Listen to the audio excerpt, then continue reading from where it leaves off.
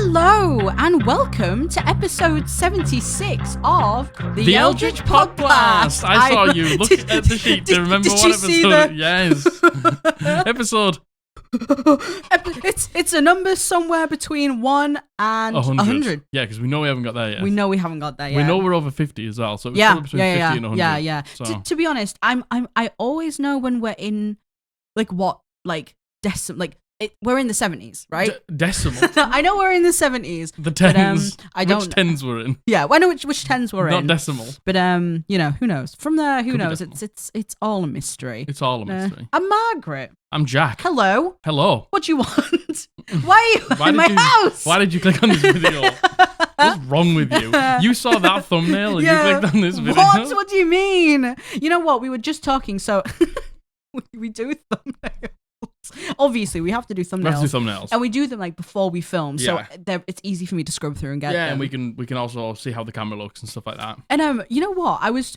I don't know who cares. I don't know where the crossover between Eldritch Podblast and Mr. Beast. Yeah, that's a common pipeline. Yeah, no, I agree. The Eldritch Podblast and Mr. Beast. Mr. Beast. Mr. Beast just came out saying he's been able to test the new A/B system for the thumbnails for YouTube. Yeah. And you know how he kind of brought into the mainstream into the camera. Yeah. So everyone does it. We do it. It's everyone's guilty of it. He's A/B tested his thumbnails, and there was a 300%. I could be making that number up. There was a huge increase, and it was very clear that people preferred the thumbnail where his mouth was shut. Mad that, innit? Yeah, it's we've come full circle. If you've seen the thumbnail for this, both of our mouths are shut. So the more you know. Because I went for my first pause and I was like, and Mike was like, I was like, did just you so know? you know, Mr. Beast would disapprove the fact that your mouth is open. Yeah. I'm a Mr. Beast stan. Yeah, you love Mr. Beast. I love Mr. Beast. Watch every video. Love that dude. Such a great dude. I have no problem with Mr. Beast. I don't care. It is what it is. It is what it is. It is what it is. Content do be content. Yeah, it do. There's a lot of arguments for and against. He's changed the platform in a lot of ways. I think in a lot of good ways. And and maybe not so good ways. It's tough, innit? Because it's the people that follow you when you do something. Yeah. You can't be blamed for all of their actions. No, of course not. There's some pretty. I know. Did you see me looking at that? We're 3 minutes in. There's some pretty sus behavior from people who want to be like Mr. Beast. Oh, totally. Anyway, the Eldritch Beast Blast. The Eldritch Beast Blast. The Eldritch Pod Beast. What do you think? Name change. We're having a name change. So yes, hello everyone. How are you? Very good. Doing? Oh, cut me out. What are you up to? I'm sweating. Watching the podcast. Yeah. Probably? Listen. Watching the podcast. Oh, you know what? It was so nice the other day. We were in the watch party in the Discord, and quite a few people were like, having my lunch, got some cozy food. Yeah, it's a nice rainy afternoon. Yeah. It's really cool that we can be that for you, and I really love that. I think what a wonderful treat that we get to be able to be that for you. Yeah, and I don't know. I feel like just at the minute there's a lot of love for the podcast. There's always a lot of love for the podcast. I'm really feeling the love for the podcast. There's so much love right now for the podcast, and it's all the comments, whoever it is that's commenting so Jack doesn't quit day one, commenting day two, so Jack you're doing God's work. You're doing God's work, because otherwise I wouldn't be here. If it wasn't for you, yeah, Jack would have quit. The people who commented ha, great stuff. The algorithm loves you. Yeah, honest to God. Really feeling the love. Yeah, which has been so nice, because it's weird. When we first started, we had a big outpouring of spider. What? Sorry, I thought you were looking. I thought you were looking. I was looking directly at you in your eyes. You were. When we first started, there was a lot of support. Which, first of all, there never has not. Yeah, it never has not. But as you grow, it kind of ebbs and flows. Yeah, and I feel like we're going through a phase right now where, man, we're just really feeling the love from y'all. Yeah, you're just giving us a lot of love. Really good, and channel be growing. Channel's growing, and you guys, we're seeing new faces every day in the Discord. The homebrew challenge that we did, I think every single person in the last winners were someone who was new to the Discord. It's so awesome to see. So it feels amazing. And obviously, the Spooky Monsters who's got the most submissions ever. Of course. Because, as to be expected, right? You're just a bunch of edgelords who love our Halloween. To be fair, one of our community members, Adam, he suggested at the end of all of this, like after maybe we've been doing the homebrew challenge for like a year, so there's a decent amount, maybe we could compile like a free PDF of all of the creations that everyone's done as long as they consent and break it down by theme and just have it as a resource if people want to refer to it. I think that's an amazing idea. Once again, I know I always name drop Sherry Hamhard, but Sherry was very much like, I would love to put that together. Like I can do that for you. So I think that everybody give Squad Blast a salute to Sherry. Thank you, Sherry. I know, Sherry, you're not feeling very well right now. I hope you're feeling better. I know. I hope you're feeling better. Yeah, we played some Jackbox games last night with Sherry. And it was real nice. It was great. It was fantastic. But yeah, feeling the love. Yeah, really feeling the love. So thanks everyone. Thank you so much. Every single time we put up a video, just we sell t-shirts and stuff like that. Yeah, it's insane. Which is insane. It's insane. Like, I don't know. It's hard to put it into words, I think. Yeah, and there's some big stuff coming for the podcast. Listen, there's some stuff happening. Yeah, like it's nice. It's just insane because obviously we haven't even been going a year yet. No. And I think we're probably at a point where we don't have like the most subscribers, but the stuff that we get to do, and like the opportunities from the we're being given as well is amazing. Like things like these microphones, the mics, like were given to us because our engagement and our following is far beyond what a channel our size would normally get. And that's because of you. All because of you. Because of every single name. I know we always say, oh, like, thank you so much, but I never want to get to the point where I don't say thank you. I know for a fact we never will, because I think it's so easy when you're kind of at the top to forget of everyone who got you there. Yeah. And we will never be that. We will never, ever, ever be the type of people. But we will get to the top. But we will, and we'll crush you. And we'll rule the world. But no, it's just amazing. You're all welcome if you buy Entity, make them sign the contract. Yeah, and you've signed the contract, never mind. Coming soon there will be like an announcement for the podcast, which is very big for us. Yes, which is amazing. Huge for us. And again, it's because of you. Yeah, there might be something on the set that might give it away a little bit. So potentially, if you have your eyes something's open, changed on the set, maybe a little bit that you might be able to see. I don't know. Might be a hint of what's going to come. And I'm so excited. Yes. And it's just been a really good couple of months, I think, for the podcast. Amazing. Yeah, and it ebbs and flows, and it always will. But feeling really good. And you know what? I think now is a good time. I know we kind of always have like the little chit chats before we start. Yes. And I've been feeling. I've said this to you. I've just been feeling really angry recently. Yes. Like, really... No, man! Wow, so close. Oh, so close. You're so close. Let me just pop that in there. I've been feeling really angry at the world recently. Yeah. And there's been a few things that a few of our friends have said, like that they have been treated badly because of X, Y, and Z, because these things have happened to them. Yeah. And...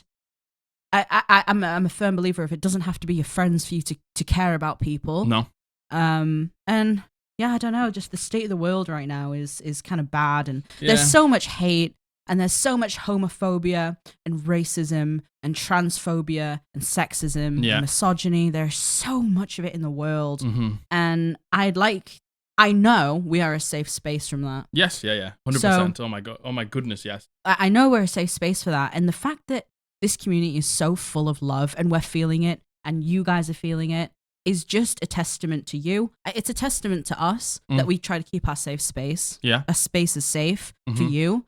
And this is just another PSA. Yeah. If you fall under any community that is marginalized, that is treated badly, you haven't been treated right in your life, people don't believe you should have rights because of who you are, just know that doesn't fly here. No. You are 100% welcome here. Safe. You are supported here. You are safe here. We are like you.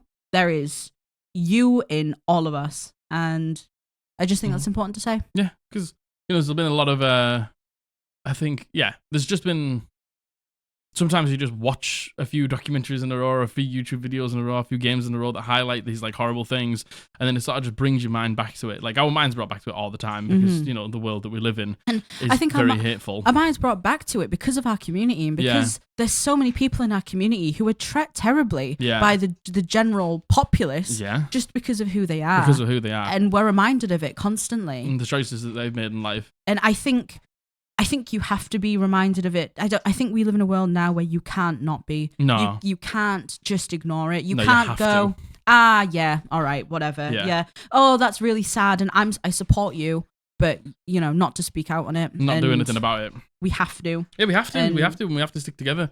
And it will end. It will. It will. It will. It will at some point. I do believe it, and I think you have to believe it, because otherwise you will just get full of hate beyond belief. Yeah, and there's a lot of times where I think our hatred towards those people, those racists, those homophobes, those transphobes, sort of like boils over. And yes, very much so. We have to, it's really hard to do. And this is what I said to you the other day. I said, you've got to use it, in a good way. I know. You've got to, take your anger and be, constructive with it, be, creative with it, be, hopeful with it, because if you're not, you'll just get so upset and so depressed and so angry. I think that's the point I'm at now, right?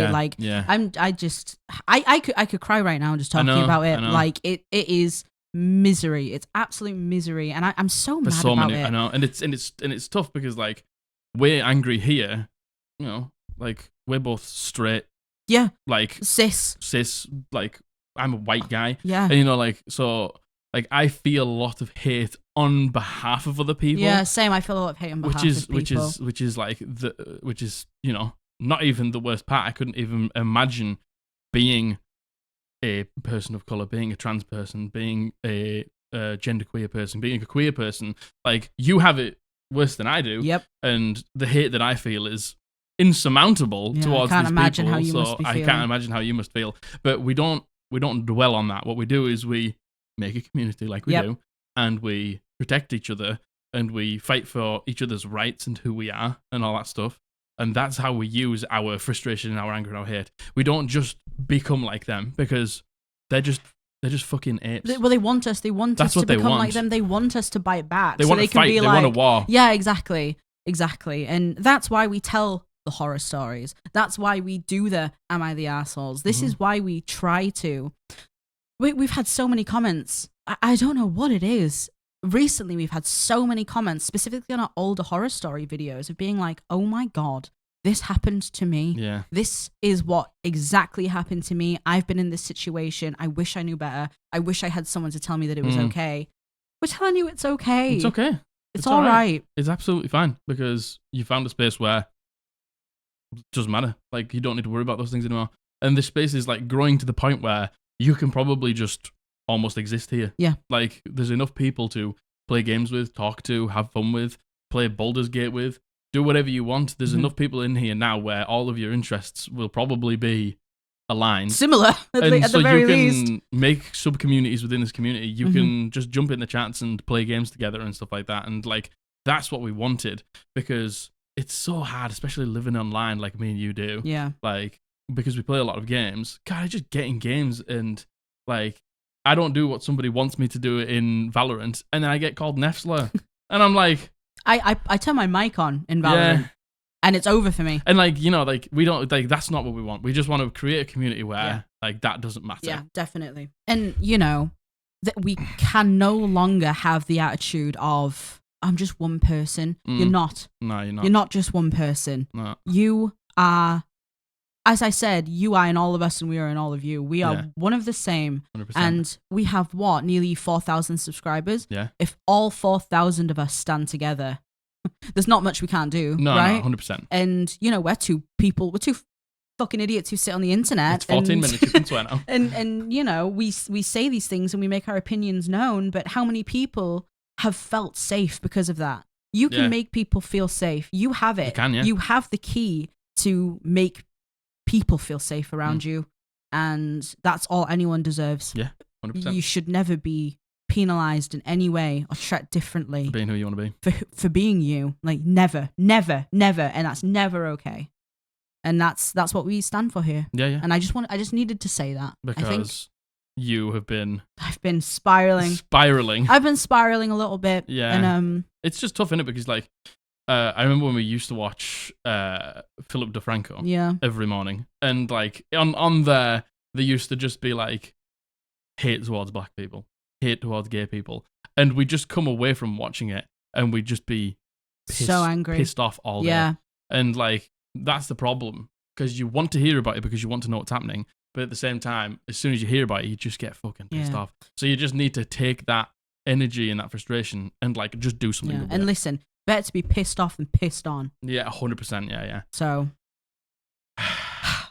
Welcome. That's that. To all you new people. Yeah. Well, no, the new people need to hear it. Yeah. The new people need to hear it like because that's what this is about. you could be feeling so alone. You could be feeling like you're the only one going through this. You could be feeling, why the fuck am I being treated like this? And we're telling you it's not normal and you're welcome here. You could have come in here, not known who we are and not known what we believe in, and you might completely disagree with what we have, and you can get the fuck out of here. Yeah, and we don't want to hear. You know what I mean? We don't care about you if you don't care about that. Yeah.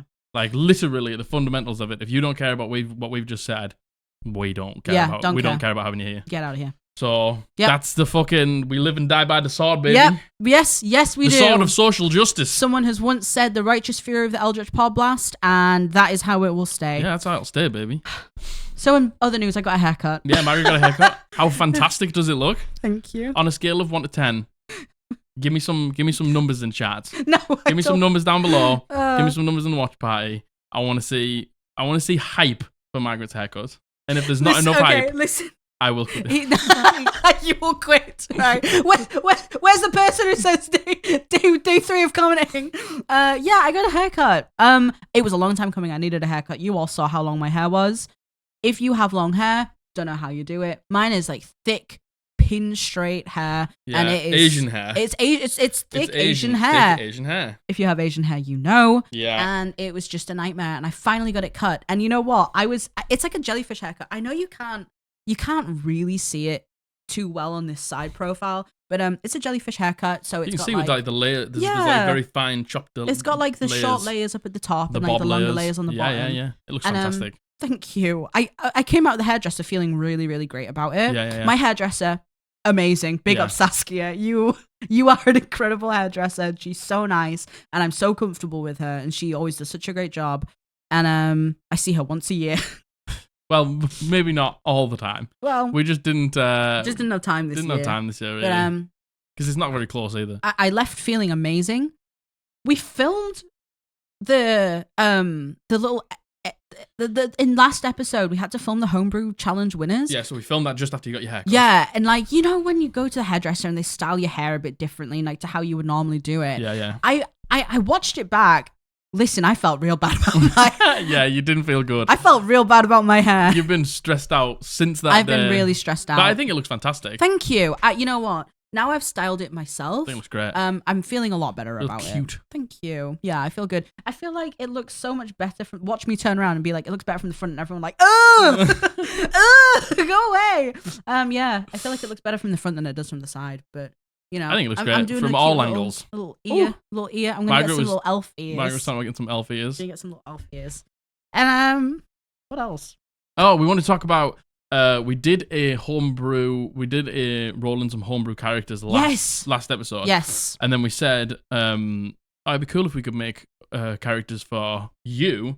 And the amount of people who were like, yes, I would like that. Yes, please. Do that for me, please. So the form down below will have a new category where you can put in, I don't know, we're not going to do stats, but we'll do like, you can pick your class, your race, your subclass, and all those things, and you can be like, these are the options I want to pick from, and then we will just roll you some new characters on the Eldritch Podblast and think of some backstories. Yeah, and you know, if you don't want to, if you know what class you are, like you can pick and choose whatever you want us to do. Yeah, you can be like, I'm definitely going to be this class. Yeah. I don't know what subclass and I don't know what race. Or I definitely want to be a Tortolan this time, but I don't know what I'm going to be. You could have everything, and you could just go, can you just come up with a backstory for me? Yeah. Just give us some themes.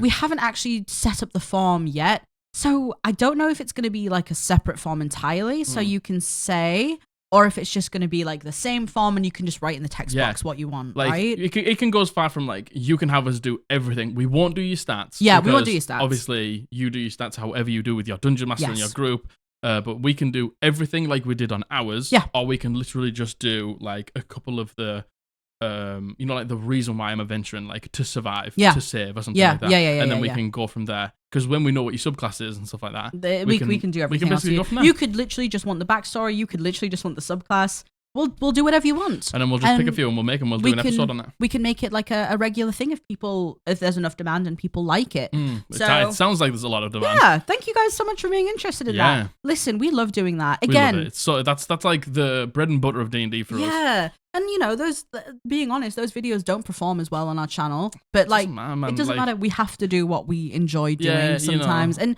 it's easy for us, and it's fun for us, and it's creative for us. So. Because a lot of the time we sit here and we're like reading horrible house rules about people who've been essayed or whatever, and we need to like highlight that and bring that, like we just said, like about that big rant that we just had. Like that's the lifeblood of this channel. But at the same time, sometimes we just want to fucking fuck around and have fun, don't we? Yeah! And make some characters. Yeah! And, like, we'll sprinkle them in here and there. Yeah. If you want them, which it sounds like you do, head to the submission form down below. Right now it's up, it's by live the time now. this video goes live, we'll put the little section in there for you I'll do a community post as well, and I'll post something on our Discord so everyone knows. Yeah. So...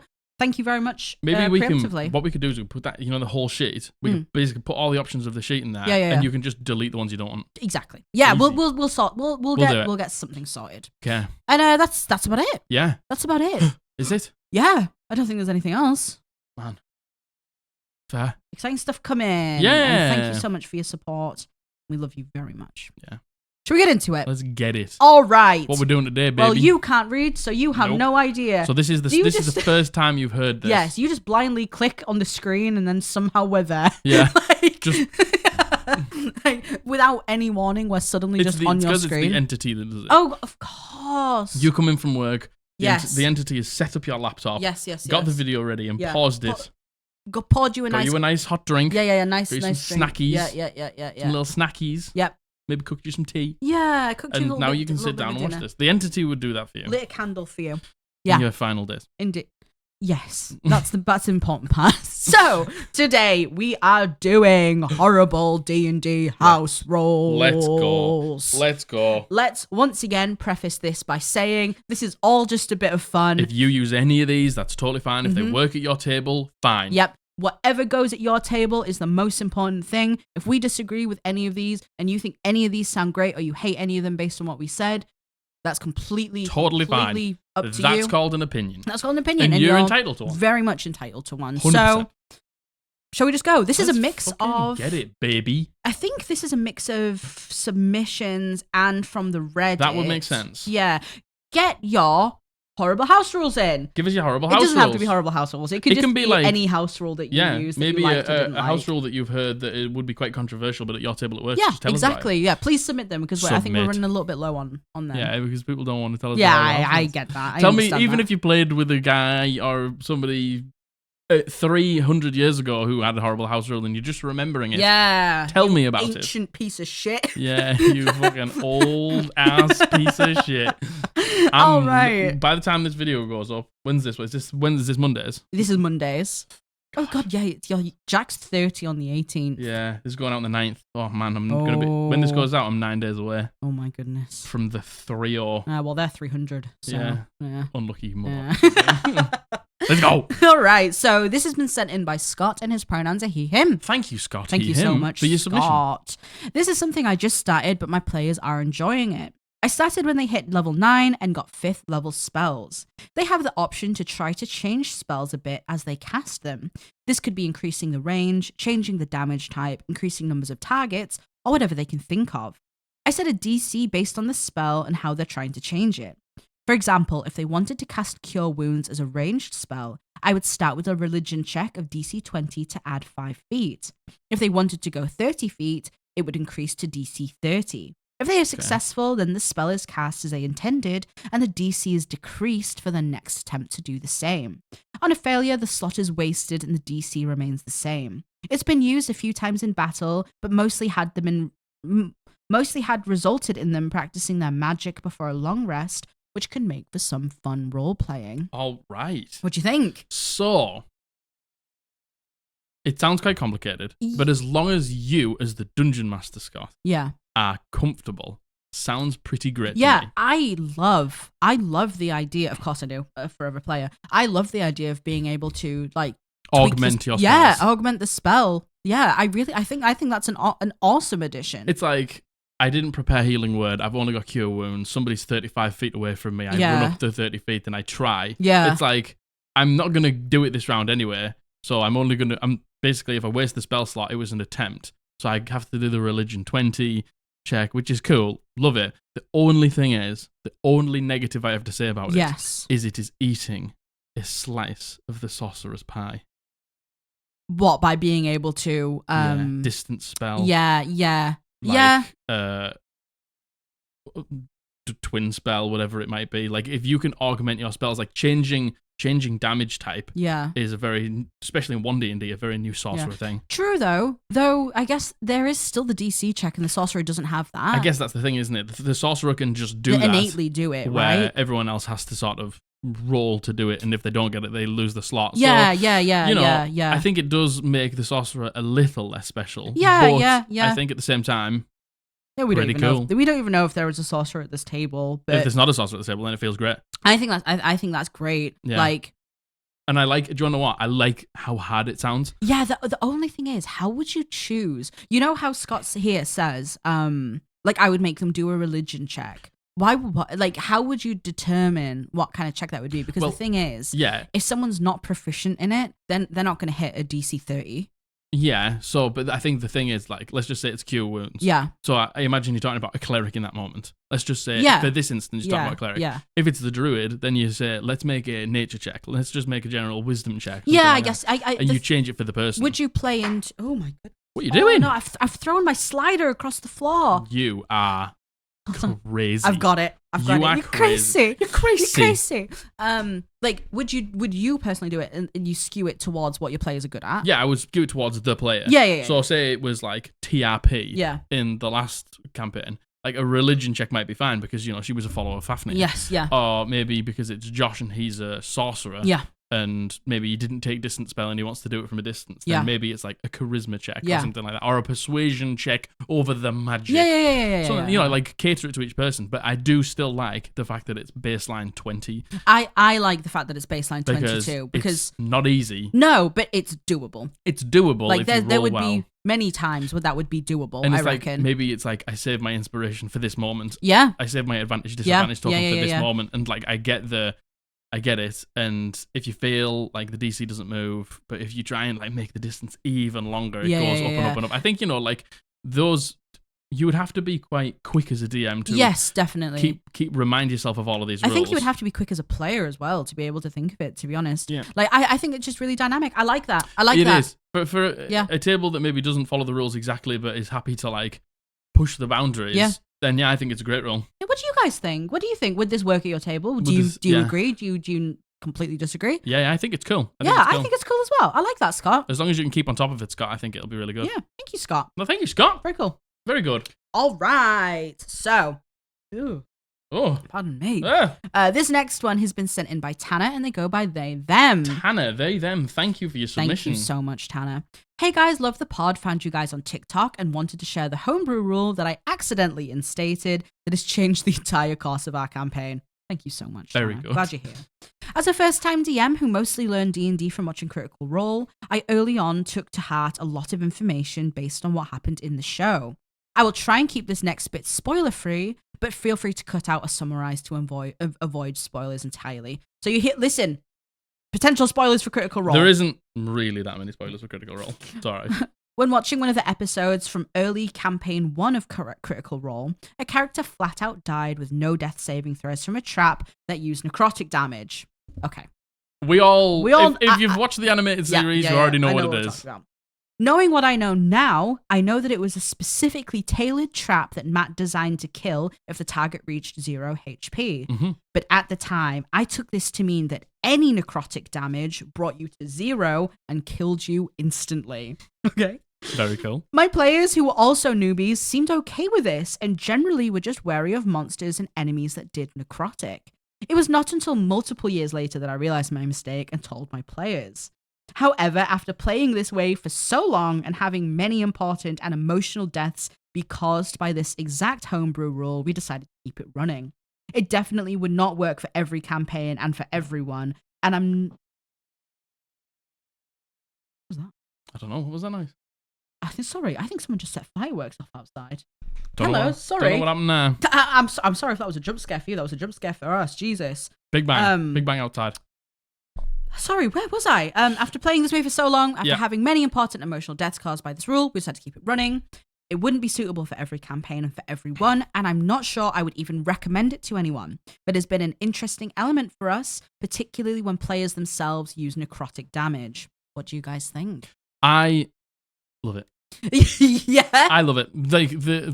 I do love the idea that necrotic damage, like, because there's so many spells that do it. Obviously, that happened to a character in campaign 1, but it also happened to another character in campaign 1 where they got Finger of Death cast on them. Yeah, and Finger of Death, if it brings you to 0 hit points, it outright kills you. You're dead. Yeah. Like, the idea of that is amazing, and the fact that you just like did that to necrotic damage. Yeah, like the thing is, it's like you start a fight, and then the DM says you take 15 points of necrotic damage. Everyone goes, everyone be careful. And it just you've inadvertently, unintentionally made really high tense situations. Made a really high tense situation that situation. Well, I like how the one time I do it to you, you're like, I guess I'll never talk again. Well, me, who reads out 300% of the time more on the podcast. Well, it was a good run. But he's quit. Sorry to the person who tried to. I don't know how I can carry on. Scintillation or whatever you said. I don't know. Unintentionally. Yeah. Made a situation. Yeah. Where, like, you probably won't fight that many creatures that have necrotic damage. Maybe you'll make it a little bit more scarce. Yeah. When they come around, it's like this big scary thing. It's like, are you low? Like, we need to drop everything and make sure that you get some hit points. Yeah. Because if you hit 0, you're dead, and we don't have a diamond or we don't have a 3rd level spell. Like, it just makes monsters scarier. It just makes monsters that have necrotic damage more dangerous. Yeah. I agree. I love it. And it's thematic, like the magic of death. Yeah. The magic of like decay. Yeah. I just feel it's so thematic, and I just think it's so great. I like it too. You know what? For some reason, when I was reading it, I don't know why, I was like, the second you get hit with necrotic, you instantly die. I was like, that's a bit much. That's a bit much. But no, yeah. So now I'm in the same room and I understand what we're talking about. Yeah, I also think that that's really cool. That's a fantastic room. I think, Tana, you're right. This probably wouldn't work for a lot of tables. No. But I also think if something like this is discussed in session 0 and it's like agreed upon and you understand, I think again, anything that makes combat more dynamic in a way that isn't completely unfair, I think is a good thing. That's it. And like, if you use it sparingly, and if you like only come across a necrotic damage dealing monster every now and then, it like makes it high stakes. It makes it exciting. It makes it dangerous. It makes I agree. I think it's a fantastic little rule that I may implement myself. You know what I was going to say? You're going to do this because I think it just makes sense as well. It's I think the magic of death, the magic of undeath, reducing you to 0 hit points. I don't know, I love it. Yeah, I love it. I think it's great. Yeah, I think that's cool. Yeah, love it. Yeah, fantastic. Thank you so much, Tana. Thank you, Tana. Great house rule. All right, so I think all the rest of these, are from Reddit actually. It is what it is. It is what it is. So this next one, is from the Reddit, and it says the DM rolls all the dice for all the players and keeps their character sheets during play because he doesn't trust the players to accurately track their ammo, rations, and etc. Oh, and all those dice are rolled behind a screen. Just go and play a video game. And it ends with, I wish I was joking. Just go play Baldur's Gate. Yeah, just go play by yourself. Just go write a book. Just go play Divinity 2 go do something by yourself. Go play Baldur's Gate. Like there's no point in you playing with this. I don't know a single person who would be okay with this as well. Like, the thing is, unless it's your first time playing D&D and you have no idea how it goes... Everybody give me some wah. Yeah, we need some wah. I'm fine. Yeah, you sound it. Like, unless you were a brand new player and you never played it before and you thought that this was normal. Yeah. But there's no way. There's no way. Like, absolutely dog shit, terrible, the worst, garbage. Awful. Like, that's terrible. Just, like, why? Like, and you know what? I've heard quite a few times of players who aren't allowed to keep their sheets. Why? Terrible. How? First of all, how slow must your game go? Because if I don't have my character sheet in front of me, I don't know what I'm doing. I don't know And who like, I am. You know, it's like everybody needs to wisdom saving throw, and then the DM just goes, Yeah. Okay. Now let me just get all of your modifiers from your sheets. Oh my god. Imagine in combat. Stinky. Terrible. Like, and what's the point in playing though? Is it just so that like what is the point? all you do is roleplay? Yeah. Well, and even when you roleplay, you're like, oh, can I make a persuasion check? And then your dungeon master rolls it behind the screen. It's like you clearly just want the game to go exactly the way you want to go, and only the way you want to go, and no spanners can be thrown in, no creativity can happen. Yeah. It's like if a player goes like, I want to do this, and you're like, oh shit, I haven't planned for that. And then you say it's a 12, natural and then one. you go, oh, it's a 1. It's a natural one. Like, the thing is, right? Like, this is clearly dog shit. Oh, terrible. Like, this is clearly awful. Garbage. This is garbage rat. Like, this is... Ooh, this I like is that. Clearly not... Have you not seen that TikTok? No. Where the guy's like, you are a garbage rat. No, That's really but I need to. Yeah. Now I need to. Yeah. Clearly terrible. Terrible. Clearly awful. What's the point? Clearly not in the spirit of D&D. Like, I just don't understand. I can't see a world where the game began and the DM was like, okay, pass the sheets over, pass all your dice over as well, because you want me to them. And then the players were like, oh, this sounds great. Oh man, can't wait. I hope this can't isn't wait real. to literally do like the fundamental parts of Dungeons and Dragons. Yeah, by myself, and not do it. And you guys can just sit there. Yeah, just like go play a game. Yeah, go play a game. Go play Write a book. Go play a game. Do something on your by PC yourself. Clearly, because go do something on your own. Yeah. Get out of here. Shut up and no, leave. Shut up and leave. That's so lame, you man. Suck. All right, this next one is you could only move in straight lines like a queen in chess. And once you've chosen a direction to move, you couldn't change that direction for your whole move speed. They couldn't be convinced that this wasn't rules as written. So once you start moving... That's it. You have to go in that direction. I'm assuming just for for your whole move speed. What? Oh my god. Like tell me you hate melee. I just don't understand why, like, it must take hours for you to actually, like, meet where you want to meet. Like, on the map, you're like, all right, I'm going to move this way. And then you're, like, planning 5 moves ahead, and it's like, and then this person moves this way and then bumps into this wall. Yeah, I know. So then this time, then I can bump into this wall. So then they can move up here, and it's like, It's like, have you played... I know you haven't. Have you guys played Pokemon Gold and Silver? There's the ice cave where you have to, like, you go across the ice and you have to hit walls, and then you have to move and you have to plan it, and you fall down the hole and you push the boulders in the holes. Oh, yeah, I've seen it. I think maybe we have played it together. No, we haven't actually. played it, but I've seen it. It's like that. Sorry. But, like, so the rule itself, yeah, doggy doo-doo butt cheeks, garbage rat. Like, horrendous, pointless and horrendous, and it's like, and they couldn't be convinced that it wasn't rules as written. It's like, what do you mean you couldn't be convinced it's not like, rules as written? Again, I'll say it again. We have books. We have Google. We have the internet. We have the Google-a-goo. We have the Google-a-goo. We, like, if you don't know something, just take a moment to read it. Listen, there's no shame in not knowing all the rules. But the problem comes when there's a rule that is clearly not right, and everyone's like, this isn't right. Like, I'm telling you, this isn't how the game is. And you're just ignorant and just go, no, it is. It's just like, just look. Yeah, there's nothing wrong with being wrong. There's nothing wrong with being wrong. As long as you can just correct it, there's nothing wrong with being wrong. But some people are so, like, pig-headed, stubborn about being arrogant, wrong. I think. Like, man, that, again, tell me you hate marshals. Oh my god, how hard must it be to be a melee? No, I can't. And, like, the thing is, right, I remember when we went through an entire arc of my first campaign, and, like, the thing is, grappled in D&D is dog shit. Yeah. Because it really doesn't do much. No, it doesn't. It reduces the speed of the person to 0. Cool. But then they aren't nothing strained, there's else. no advantage, Yeah. there's no nothing. It doesn't, like, impose anything. Yeah. And I thought that grappled meant you have advantage on the person you are grappling. Yes. Which I think... Which probably should be the way I think it should be like that. For the person who is grappling you, I agree. should have advantage on them. I agree. But I ran an entire thing with vampires where they grappled you and they got advantage on the bite attacks and stuff like that, and it was pretty deadly, but it was really good.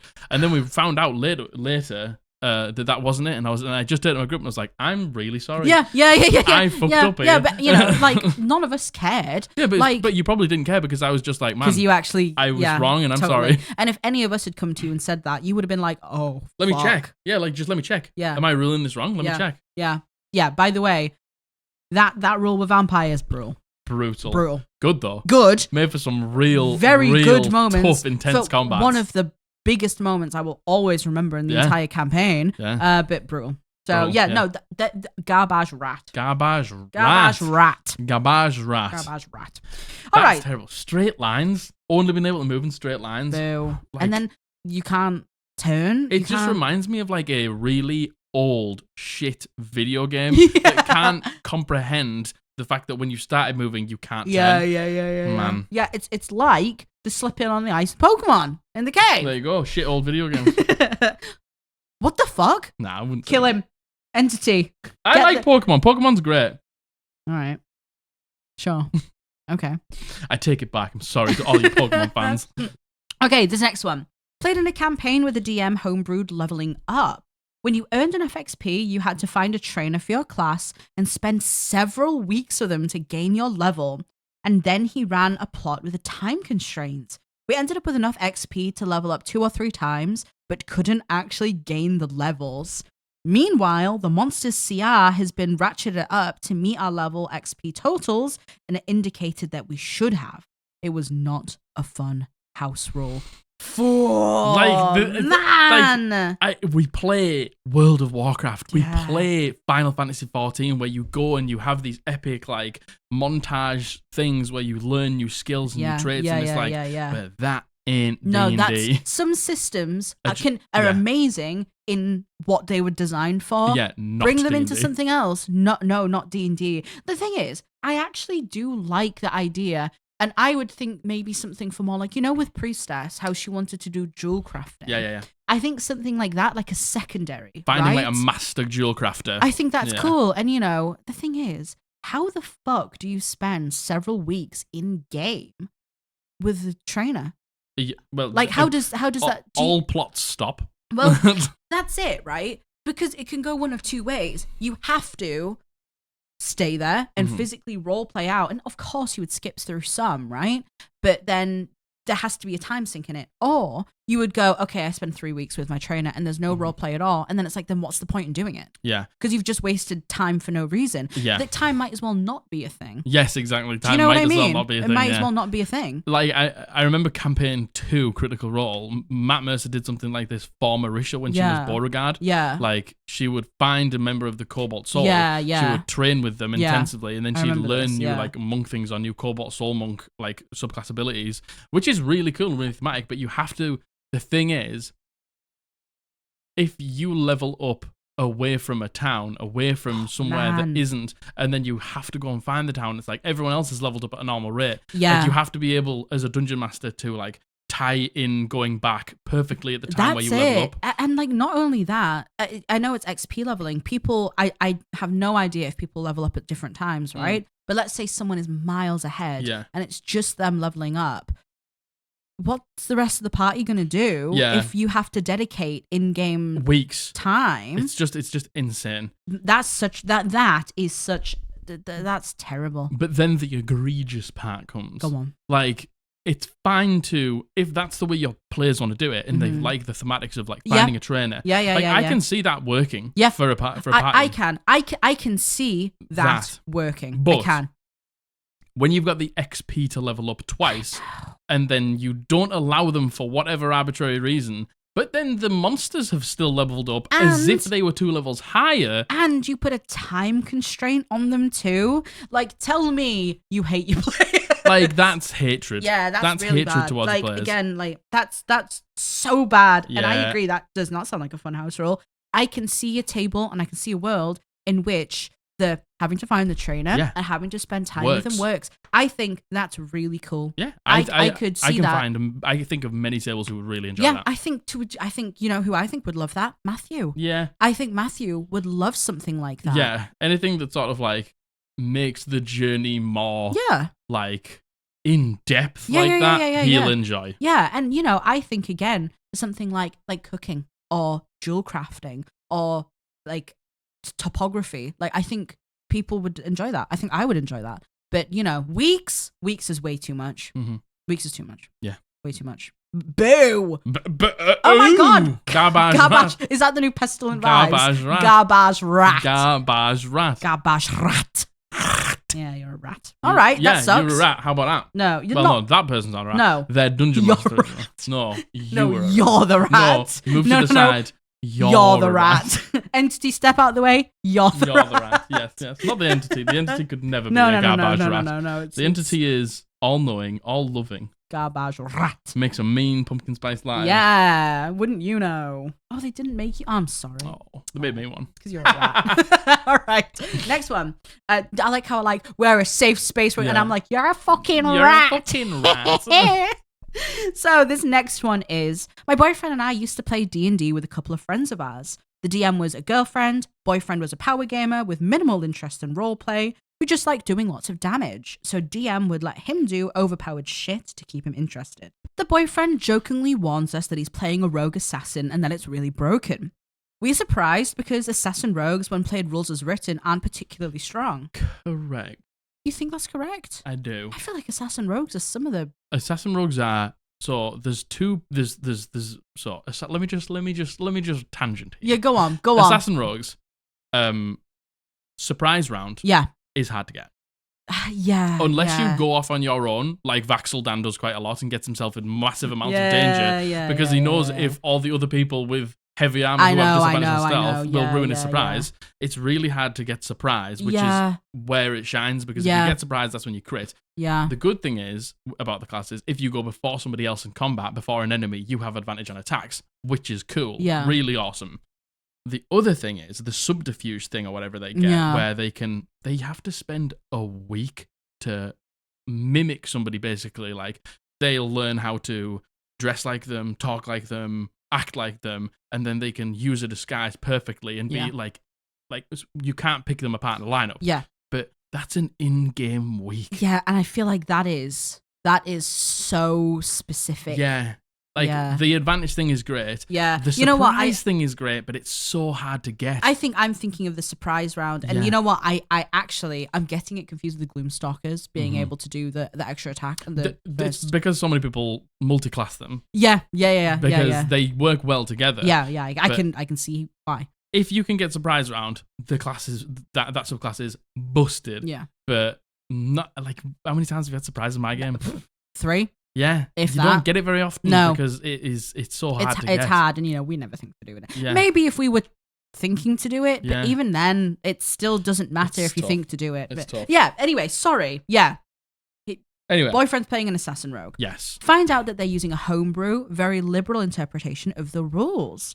Apparently, the rule that any hit you score against a creature that is surprised is a critical hit isn't a reference to the surprised condition. It just means if they're surprised to see him. The dude spends every fight hiding behind a rock or in the shadows of some of the shit, running out to hit the guy, which auto-crits because the guy is surprised to see him. They run away and then they hide behind the rock again. But because the enemy is so surprised, they don't get an attack of opportunity for some reason. Because his movement is only 30, so he's literally just crouching behind a rock that's 15 feet away, the enemy is still consistently surprised for some reason. His dagger, which also did an extra D10 plus some modifier poison damage, which was also doubled each turn by a crit, as long as he had poisoned it with a free poison that he had just for some reason. He ends up doing a stupid amount of damage each turn because he's also adding a sneak attack because they're so surprised. And because his hiding apparently resets the combat, so the creature hasn't taken its turn against him yet. So he's getting advantage too.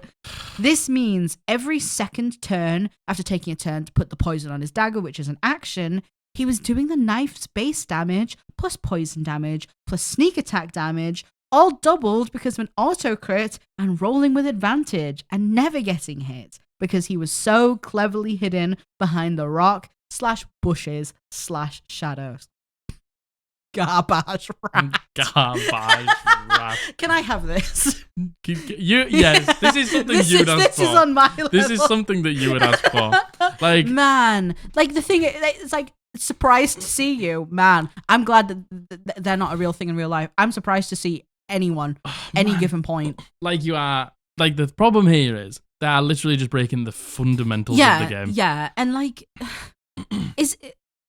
the thing is, right, they say the boyfriend was a power gamer. I don't think the boyfriend is a power gamer. No, I think the boyfriend's just being enabled. The rules have just been bent for the boyfriend to seem like a power gamer. Yeah. Like, this is the thing, when you hear, the assassin rogue, it's so busted, and you're like, no, it's not. And then you read this, and then you read this and you're like, oh, I'll play well, of course it assassin is. rogue. Because you just go, every single time you hide behind a bush and come out there surprised, it's like, no, that's what sneak attack is for. Yeah. That's the mechanic of sneak attack. Yeah. That's why you have a bonus action to hide, so that you can come out and use your sneak attack. When you convert the hidden to surprise, then of course the subclass is absolutely fucking broken. I love the idea of this dude hiding behind like a rock, or being obviously seen and going, oh, and then the enemy going, oh, and being so paralyzed, and just being able to like re-poison the weapon, and like having like, where did the poison come from? Like, Jesus. And like, you know what? I if this is the case, if you're going to favor one player, just play a one-on-one game. Yeah. There is so many one-on-one iterations of tabletop games that you can play together 100%. And you can be happy and do that, and no one else is going to feel bad. But the thing is, right, what's everyone else getting? Nothing. Like, this is it. It's like that. If that's the way you play, okay. Yeah. Is everybody else getting the exact same treatment and being just as strong? Yeah. Then okay. Yeah. Like, then that's fine. You just obviously like running those types of games. If you just want the superhero fantasy of being absolutely fucking bonkers broken, and you just want to mow through like hordes of enemies, then that's a fine way to play. But if it's only one person getting this treatment and not everyone else, of course that feels absolutely horrendous for everyone else. That stinks. Smelly. That absolutely smelly stinks. Garbage rat.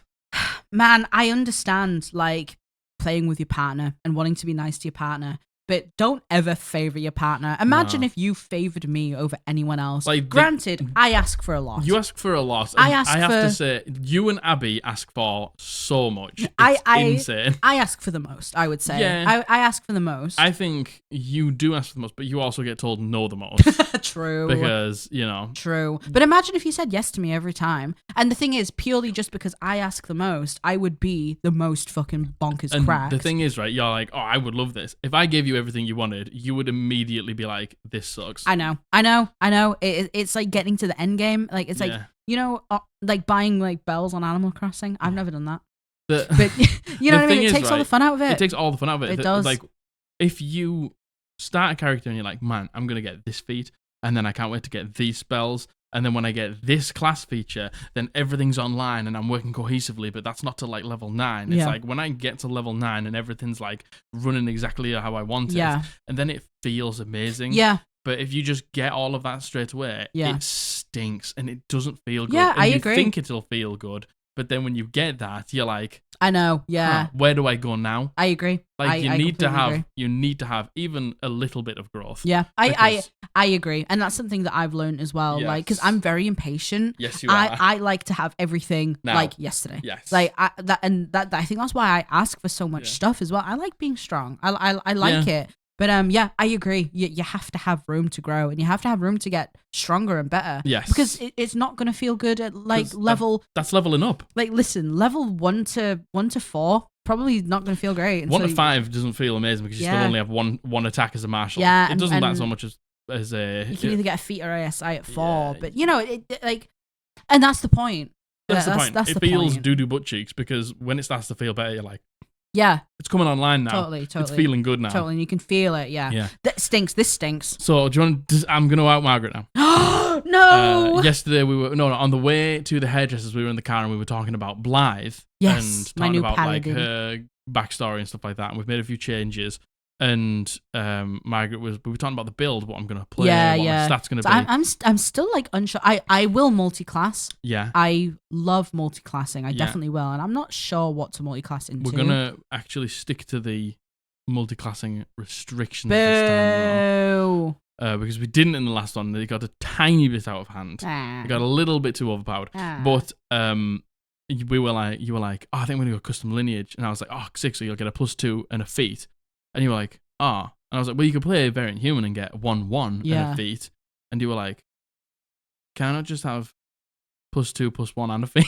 The reason I say this is because that's how we ran it in your last game. That's because we made a mistake. Yeah, well, I didn't realize it. Yeah, I thought custom lineage was +2/+1 and then a feat. +2 and a feat. I thought it was +2/+. I wouldn't have just said no, because then we found out that it was just. And then I was like, well, can I just have it anyway? Can I just have it anyway? Can I just No. Can I just do that anyway? So, but I did say I would allow you to do 1 and a feat as custom lineage. Yeah. I don't really know because there's something, and I don't want to say too much. There's something that I really want to go, but is it worth foregoing that feat in the beginning?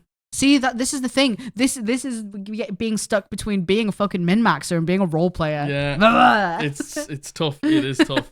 Because the thing is with custom lineage, you can be whatever you want. Yeah. But you just won't get any racial traits. You won't get traits. the racials of it. And some of the racial traits are some kind of racials sick. are really cool. Yeah, they are. Yeah. But, I always pick a feat because I like the way it feels. Yeah, me too. But, yeah. So we'll see. We'll see. So it might be 1 and a feat as custom lineage. What should be 5-3? 5-3 and a feat. No. All right, yeah, that stinks. Yeah, that stinks. That Smelly. is terrible. That smells like beef. That's garbage. This is the poison one, isn't it? Yeah. Garbage. We've been talking about them for so long. Yeah, garbage that's dreadful. Stinky. Like, we need to. I know. I always say like homebrew rules and stuff like that, but there are some fundamentals of the game that you need to changed. keep. Yeah, totally. That shouldn't be changed to just make sure that everything is fair, because that has broken the assassin rogue. Stinks. Like being able to just hide and then it be surprise breaks the assassin rogue. Totally agreed. And that's why it's not like that. Yeah, agreed.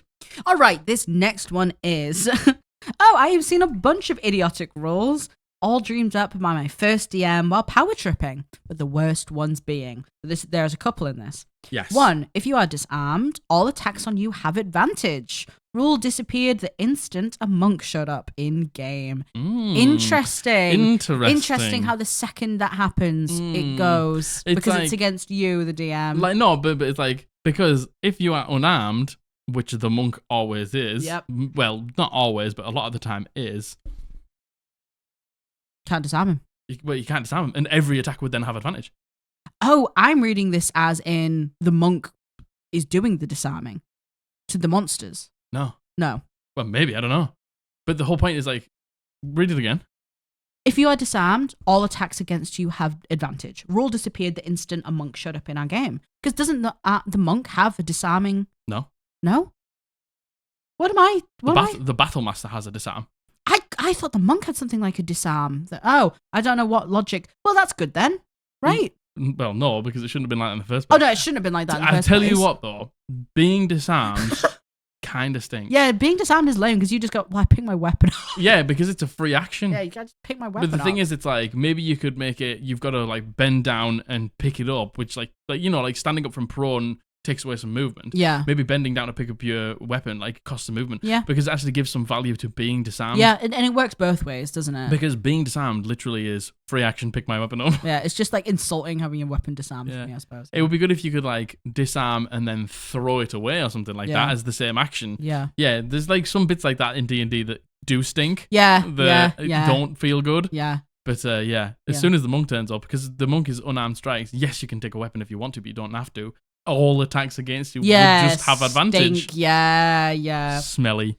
The next one in this is magical weapons overcome the bear totem's resistance to all damage. In brackets, no, they don't. So a fireball gets its damage halved, but a punk ass +1 dagger doesn't. So fucking stupid. Like the thing is, like I've seen dungeon masters rule that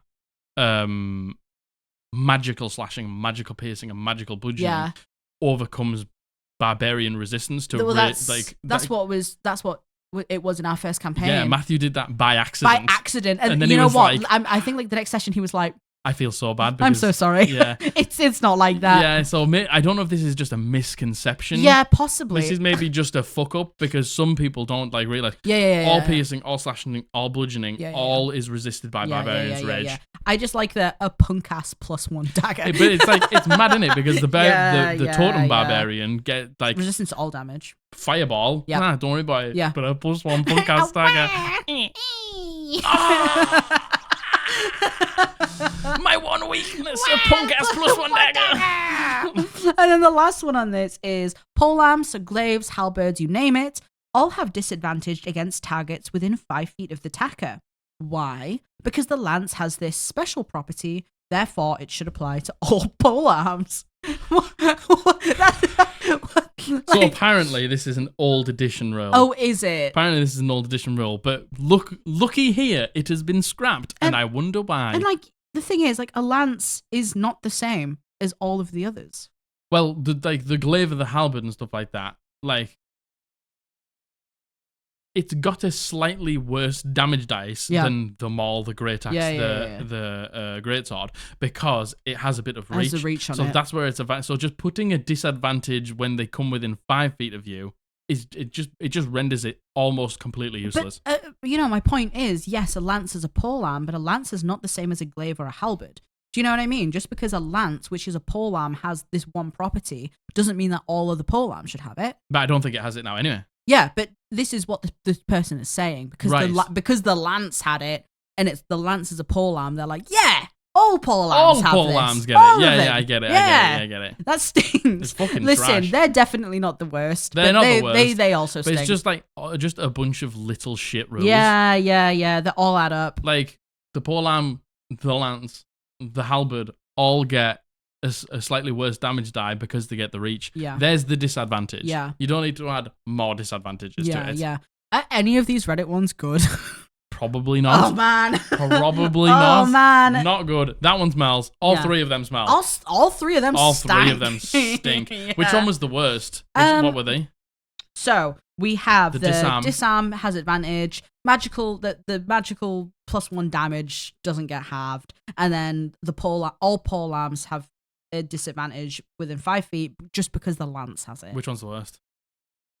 I'd say the magical weapon one, right? I think it's the magical weapon one or the unarmed one. Yeah. The thing is, I think for being disarmed, there should be something more. I think that it's attack with advantage?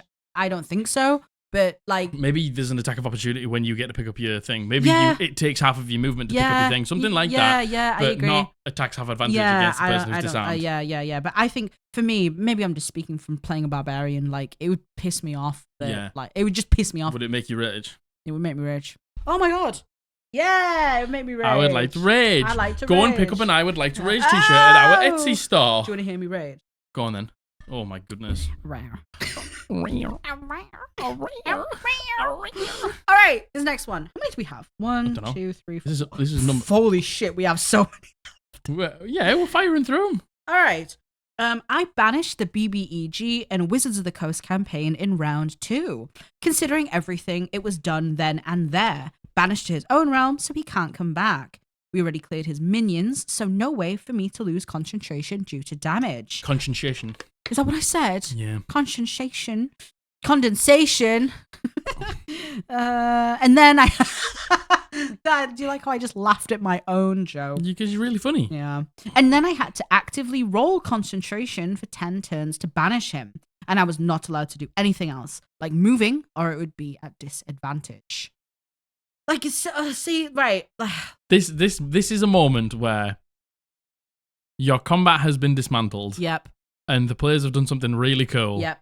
And you are so fucking upset about it. Yeah, you have to. The thing is, though, you're clawing to try and make it not work. See, I kind of feel for the DM in this, you know. Like, I know. I kind of feel for them a little bit. Campaign 2, end of Campaign 2, Isle Cross. There is a extremely big, scary monster that appears, and Jester turns it into like a frog or something like that, and the combat is over. Yeah.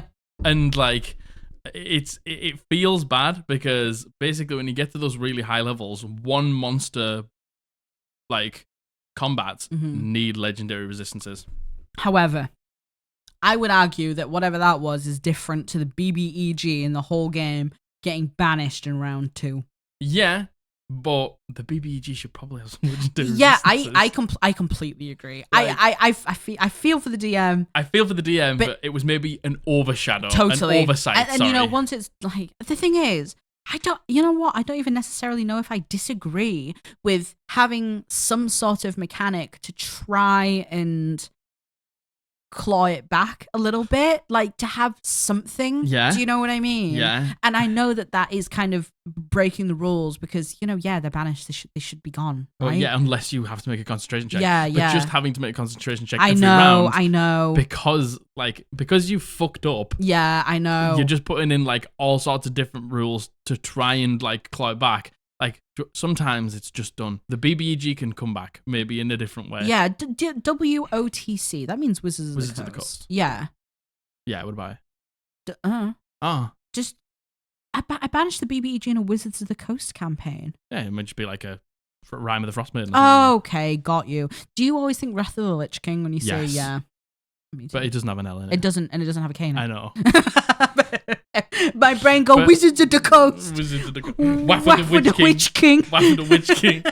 But yeah, like, I think sometimes you just make a mistake and you just got to deal with it. I remember when I put in, you had a bunch of werewolf companions. Do you remember when you were going into that thing? Yeah. And you had made your way up into like a frosty area. Yeah. And there was a frost giant. Yeah. And you guys were murking this frost giant. And I was like, fuck, I need to do something. So I ran away, took a bunch of attacks of opportunity because I picked up a boulder. Yeah. And all of the werewolves were together. I threw the boulder at the werewolves and everyone was like, oh man, that hits. Oh man, that hits. And I was like, yeah, sick. I picked up a bunch of dice. I chucked them down and I was like, that's 40 points of bludgeoning damage. Yep. And everyone was like, well, actually, Jack, the werewolf has immunity to bludgeoning damage. And I was like, fuck. Well, I couldn't just be like, it's like any non-magical, anything that's not like a silvered weapon. Yeah. It's like got immunity to or something. And they were all like, they all like started laughing. And I was like, well, sometimes you just oversight things. And it was a bit of crack in the moment. Yeah. I understand it's different with the BBEG. But just being like, no, it does hit and it does do full damage isn't the right way to do it. I agree. You know what? I don't know why I always feel so bad for these DMs. I feel bad, but the thing is, it's like, learn from it. Don't just try and hotfix it in the moment with shit oversight. Yeah, shit totally. rules. Because that just feels really bad. Feels bad. Yeah, it just feels really bad. And, I agree. And I have no doubt that this feels bad for the player. I bet it felt bad for the DM too, though. But like banishing doesn't mean killing. No. The BBEG can find a way back. But this is the last combat. I know. Like I'm reading this, as in this was like the final combat. I mean, yeah. Give it a legendary resistance. Yeah, I know. I definitely. It a legendary. I do. I know what you mean though. Like it feels bad. It feels real bad for the DM. Stinky. It's a bit stinky, but making them roll concentration. I agree. No, I completely agree. Not the way to do it. Fucking resistance. Yeah. All right. This next one. This is apparently polymorphing into a red dragon means that the DM can make you turn against the party with no prior warning, even though you're fighting a literal god that wants to annihilate you all, because red dragons are covetous. Oh, man. Like, if you actually read the polymorph spell, it says like you don't lose like your alignment. You don't change your alignment and things like that. No. And the thing is, I would maybe understand a bit more if you turned into like an ape and you were a bit silly and a bit stupid up in the brain. Yeah, if it's like with only a couple of intelligence, you could maybe like skirt the line. Yeah. And I still wouldn't do that personally, but you're turning into a red dragon who is intelligent as fuck. Well, I know, and like again, you don't lose your alignment and you don't change your You remember like the people. Yeah. Like, it's something like that. It very much states like you do not turn against your party. Yes. Basically. Yeah. So you make them turn against your party because in that moment you probably needed it. Yeah, I know, this man. Is it. And the thing is, red dragons are covetous. What the fuck does that have to do with turning on your party? Don't know. Like, you know what I mean? Covetous. Am I correct in thinking that just means like to want to hoard, like to want to like know. Let's have a look. How do you spell it? Covetous. Do you like that I spelt in big letters? Wow. There. Everybody congratulate Margaret for spelling in big letters. I spelled in big letters. Having or showing a great desire to possess something belonging to someone else. Like, what the fuck does that have to do with turning on your party? Like, why what does that make you turn on your party? Yeah, I don't know. I have no idea. That stinks. Polymorph doesn't make you want to kill your party. No, it doesn't. It just you doesn't. remember like your allegiances to people and stuff like that. Like, tell me that you don't want your party to have beer. Yeah. Tell me your party. Tell me you don't want your party to like use their high level spells in a really clever way. Like that has to be a high level polymorph. Well, it has To be a red dragon, that has to be a high level polymorph. Well, usually it comes into shape change, and that's a 9th level spell when you get to do dragons. Yeah, well, there you go. Jesus. So, well, there you go. Like, being able to turn into, like, even a young red dragon has a decent CR, like late, like, 8, 9, 10, something like that. Yeah. To be able to do that. Yeah, I know. With polymorph is a high level polymorph. Imagine, they even say when you're fighting a literal god, imagine having a god and a red dragon. And a red dragon now. Who was in your party. You've lost a teammate and now you're fighting a red dragon. Stupid. Don't like that. And usually it's a defense mechanism. Yeah, I'm it on is. low hit points. I need to do some something. hit points. Yeah, definitely. At least that's how we've been using it. That's always how we've used it. That's how we've used it, yeah. That smells. Smells. Oh my Smelly. God, that smells. Smelly. Are we going to get any good ones like, from this Reddit? is it. It's the same as the other one, but not as bad. Like, the combat's maybe not going your way.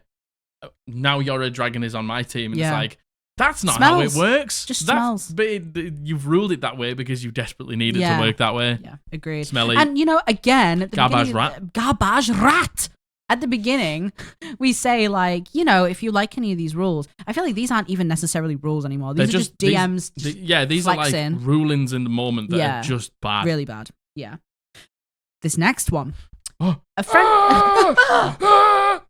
friend of mine didn't like the rules for multiclassing in 5e. As the DM, he ruled that characters who multiclassed would gain levels in each class simultaneously, but you were limited to 2 classes.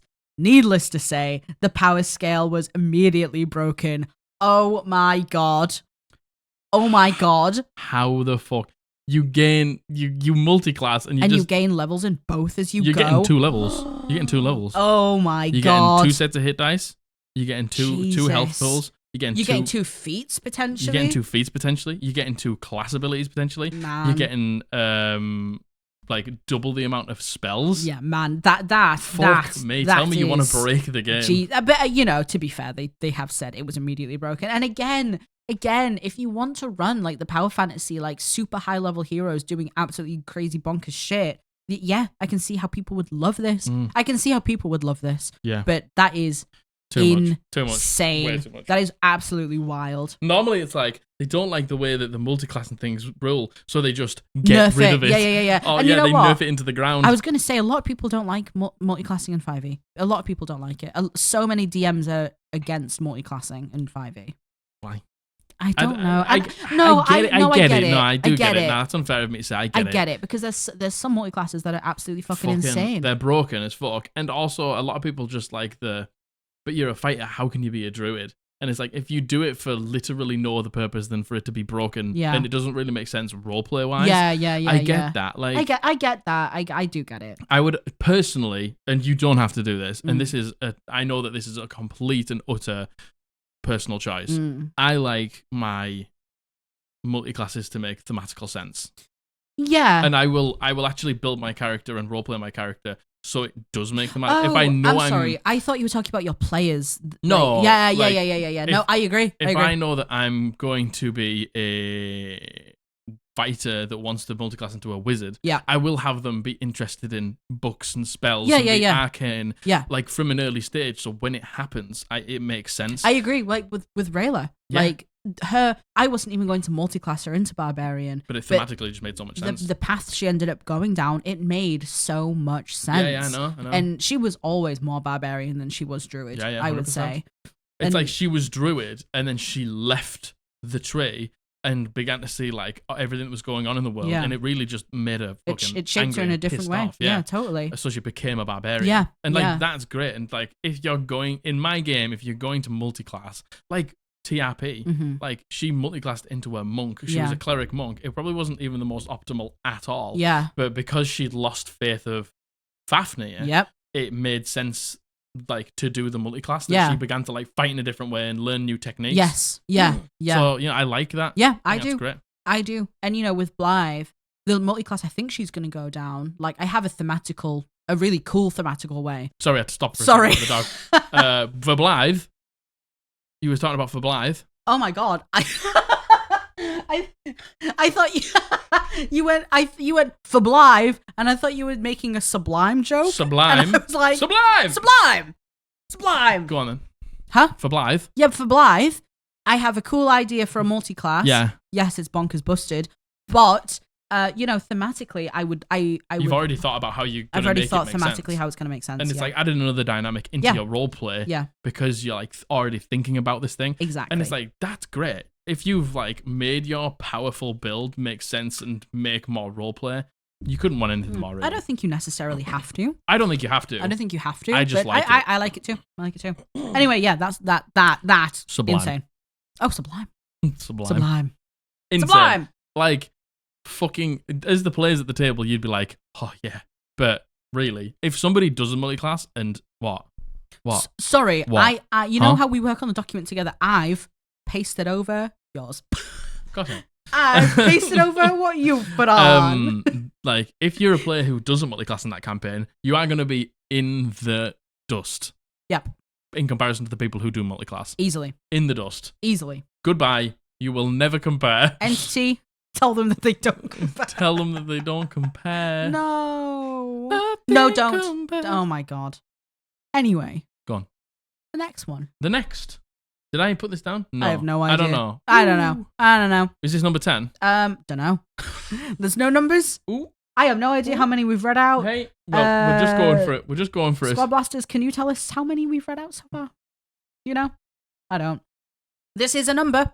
Number something. I think it's 11. Had a DM that Oh, nice. That was man. clean. Oh, man. That was Oh, sublime. Man. Had a DM argue that my rogue in 3.5 couldn't get sneak attack damage against the enemy he was flanking because the enemy still knows where you are. I think that it wasn't so much a house rule as just plain not knowing the correct rules, but still frustrating.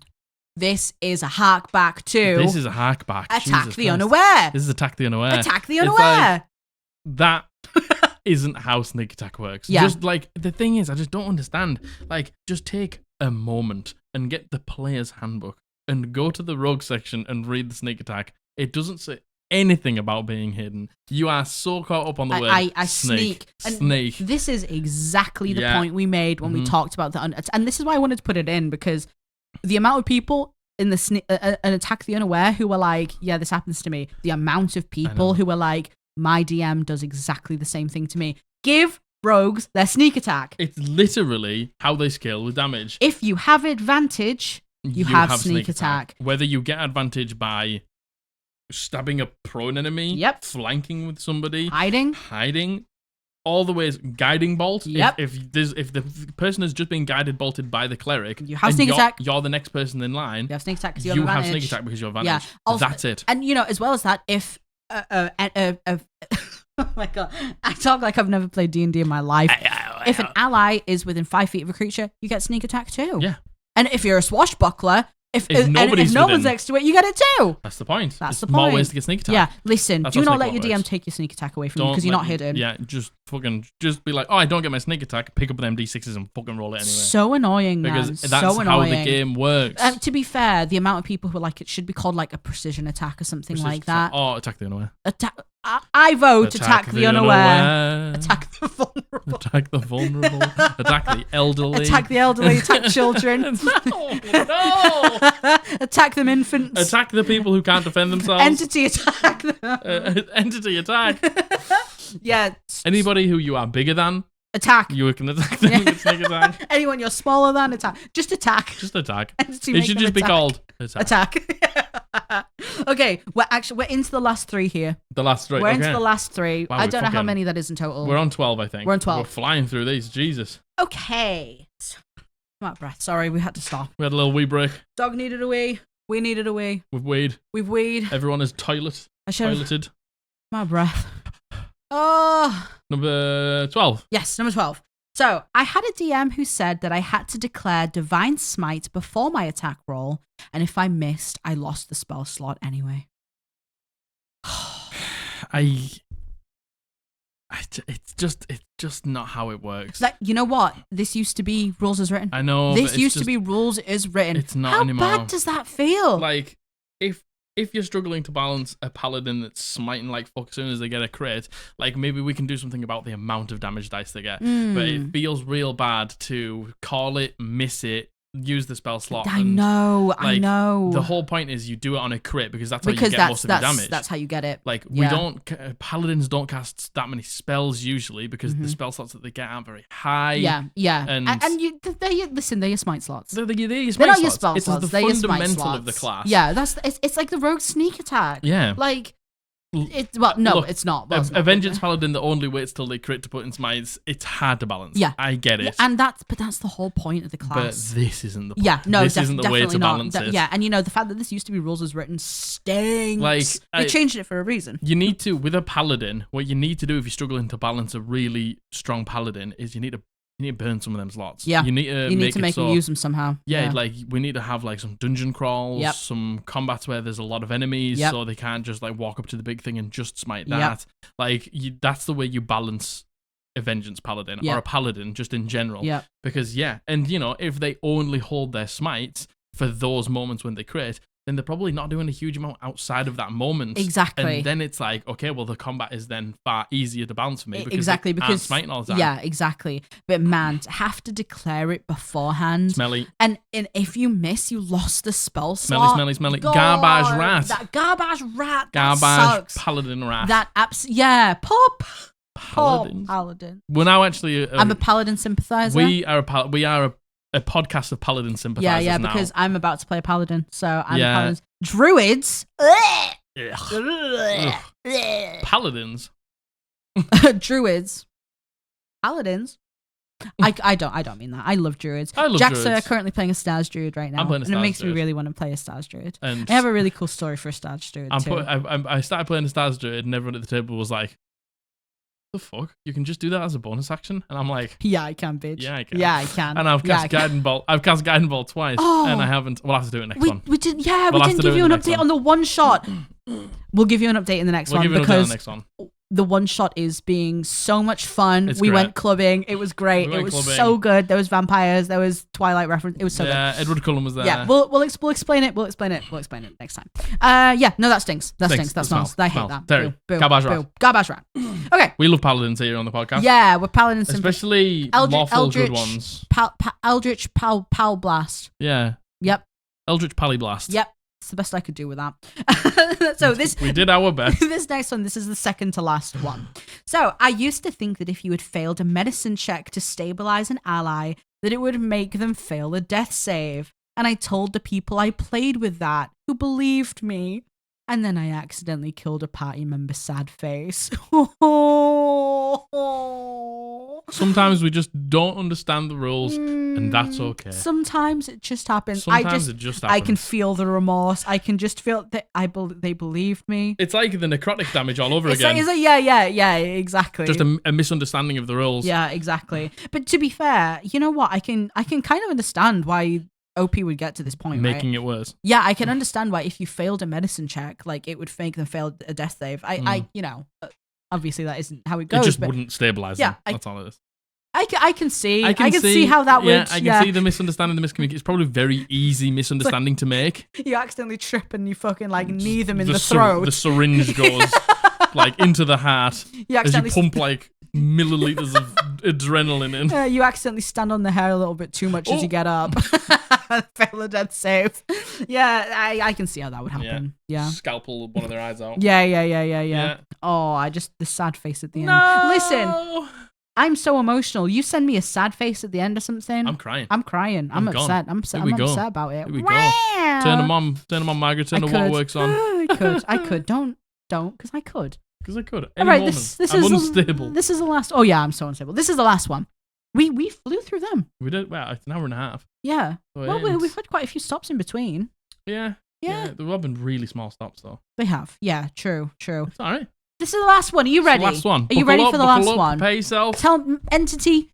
Make them tell me they're ready. Prepare them for the last one. Yeah, prepare them for the finale. The final thing they're ever going to say. So, this last one is, if the dice touches anything, you have to re-roll. The group I was in at one point felt it was an interference of the dice if it touched anything. If it slightly bumped a book while still rolling, re-roll. If it banked off the back of something, like a lot of how people roll, re-roll. Did it look like it got too close to your pencil? Re-roll. If it moved from one surface to another, re-roll. It was absolutely insane. Like moving from your character sheet to the table. Yeah. Like how was it? What?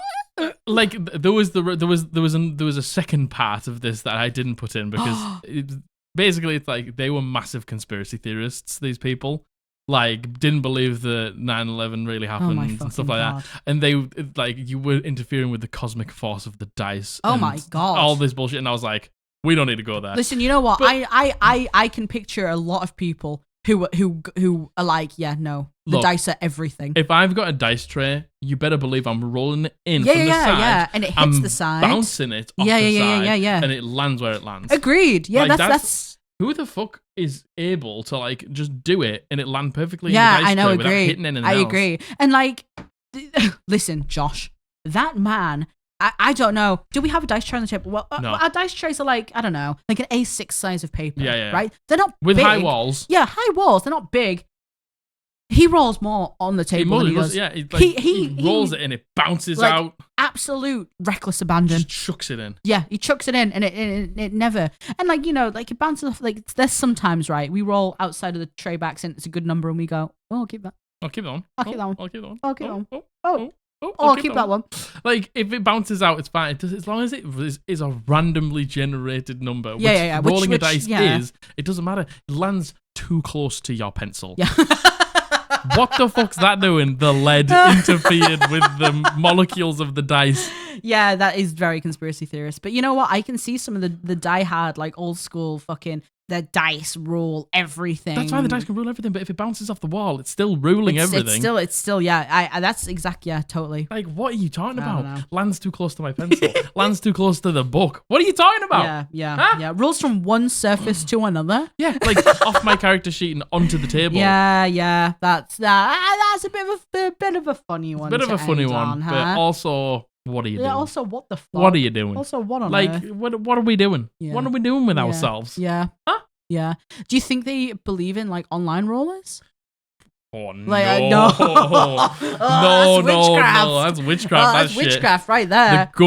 The government decides those rolls. Okay, no, yeah, understood. The government decides those rolls if they're online. Yeah, totally. Natural 20. Was it really? And that's where we'll end today's episode, everybody.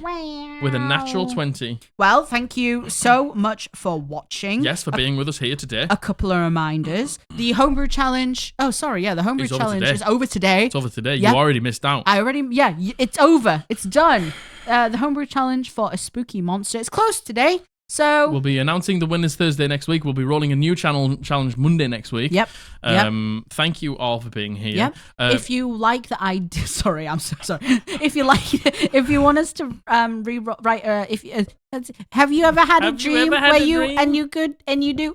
If you want us to create a character in whatever capacity for you, please look at our submission form. It's down below. We're going to try and get an episode of that as soon as we can. Yeah. If you want us to. If you give us the tools to do so, if you give us the submissions to do so in the submission form in the description here, we'll make it obvious. We'll have the sections there. I would like some rolling to be done. Yeah, I don't mind. Like a little bit of rolling to be done. I don't mind either way. The dog is oh my goodness gracious me. So if you can give like even if it's just like your personality traits or the motivation for your adventure, like that would be cool. Yeah. To be able to roll. So do that in the submission form, CBBP mission form. If you like our t-shirts, I would like to rage and many other class Eldritch Blast, Action Surge, all those magic missiles on t-shirts with heavy metal writing. Go to our Etsy store, pick up some spell cards and some notebooks there as well. Code Podblast. Oh my goodness. Code Podblast will get you God. 10% off your entire order.